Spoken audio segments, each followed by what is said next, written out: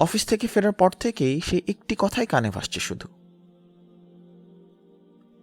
আপনি কি চান না কিয়ামতের দিন আল্লাহ আপনার দোষ গোপন রাখুক? আপনি কি চান না কিয়ামতের দিন আল্লাহ আপনার দোষ গোপন রাখুক? আজ পর্যন্ত কতবার কতজনকে কত কিছু বলেছি। আমার কাছে এটা অস্বাভাবিক কিছু নয়,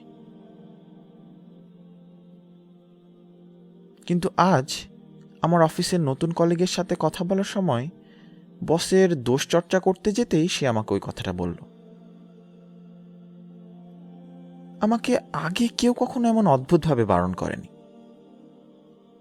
কত আড্ডায় বন্ধুদের সাথে চা খেতে খেতে বা কত জায়গায় কত কিছু বলেছি অন্যের গোপন পাপ দোষ সবকিছু সম্পর্কে, কখনো কিছু অনুভূত হয়নি। কিন্তু আজ বড় অদ্ভুত লাগছে, কেমন জানি ভয়ে বুকটা কেঁপে উঠছে বারবার। মনে হলো আমার এই বিষয়টি সম্পর্কে একটু জানা দরকার।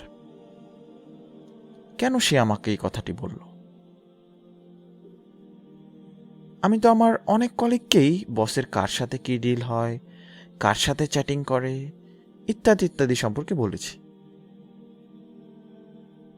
কই কখনো তো কেউ বলল না এটা ঠিক না। তাহলে সে কেন ওই কথাটা বলল? ভাবলাম একটু ইন্টারনেটে ঘাটাঘাটি করে দেখা যাক।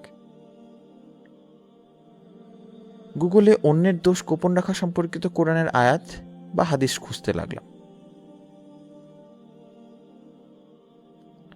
কোরআনে সূরা হুজুরাতের 12 নম্বর আয়াতে আল্লাহ বলেছেন, হে বিশ্বাসীগণ, তোমরা বহুবিধ ধারণা থেকে দূরে থাকো, কারণ কোনো কোনো ধারণা পাপ,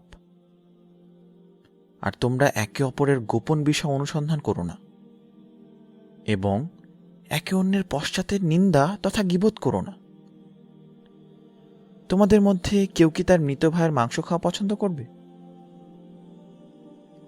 বস্তুত তোমরা তা ঘৃণা করবে। তোমরা আল্লাহকে ভয় করো, আল্লাহ তওবা কবুলকারী পরম দয়ালু। আবু দাউদের একটি হাদিসে রাসূলুল্লাহ সাল্লাল্লাহু আলাইহি ওয়াসাল্লাম বলেছেন, যে ব্যক্তি অন্যের দোষ খুঁজে বেড়ায় এবং প্রকাশ করে দেয়, স্বয়ং আল্লাহ তার দোষ প্রকাশ করে দেন, আর আল্লাহ যার দোষ ত্রুটি প্রকাশ করেন তাকে নিজের বাড়িতেই লাঞ্ছিত করেন। একই রকম তিরমিজির হাদিসে এসেছে, যে ব্যক্তি তার মুসলিম ভাইয়ের দোষ অনুসন্ধান করে, আল্লাহ তার দোষ অনুসন্ধান করেন, আর আল্লাহ যার দোষ অনুসন্ধান করেন তাকে লাঞ্ছিত করেন, যদিও সে নিজ গৃহে থাকে। মুসলিমে এসেছে, যে ব্যক্তি দুনিয়াতে কোনো বান্দার দোষ গোপন রাখে, কিয়ামতের দিন মহান আল্লাহ তার দোষ গোপন রাখবেন। এই তো সে আমাকে এটাই বোঝাতে চেয়েছিল। আমি নিস্তব্ধ। আরো অবাক হলাম বুখারী ও মুসলিমে বর্ণিত একটি হাদিস দেখে, যেখানে রাসূলুল্লাহ সাল্লাল্লাহু আলাইহি সাল্লাম বলেছেন, আমার সকল উম্মত মাফ পাবে, শুধুমাত্র পাপ প্রকাশকারী ব্যতীত।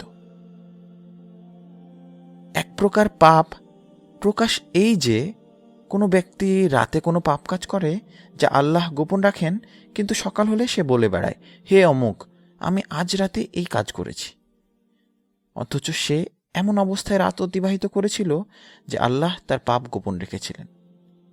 কিন্তু সে সকালে উঠে আল্লাহর আবৃত পর্দা খুলে দেন। তিরস্কারের সুরে নিজেকে প্রশ্ন করলাম, এ কি করছো তুমি? তোমাকে তোমার রব নিষেধ করেছেন, অন্যের দোষ খুঁজতে, অথচ তুমি খেলার ছলেই না নিলে সবকিছু। তিনি বনু আদমকে সম্মানিত করেছেন, তোমার কোনো অধিকার নেই সেই বান্দার সম্মান ক্ষুণ্ণ করার। অনুশোচনার তীর আরো গাঢ় হলো এটা ভেবে যে আমার রব কত মহান। তিনি আমার কত শত পাপ গোপন রেখেছেন, অথচ আমি কত দম্ভ ভরে পাপ করি। তিনি চাইলে আমার পাপ প্রকাশ করে দিতে পারেন, তিনি চাইলেই আমার পাপগুলো মানুষের সামনে এনে আমাকে লাঞ্ছিত করতে পারেন। হায় আফসোস, কেমন অকৃতজ্ঞ বান্দা আমি। দুহাত তুলে রবের কাছে ক্ষমা চাইলাম। তিনি তো বলেছেন তিনি তওবা কবুলকারী পরম দয়ালু।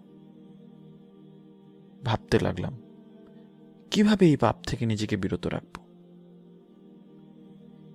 হঠাৎ সেই কণ্ঠ কানে ভেসে এলো, আপনি কি চান না কিয়ামতের দিন আল্লাহ আপনার দোষ গোপন রাখুক? অন্তর থেকে উত্তর এলো, অবশ্যই চাই।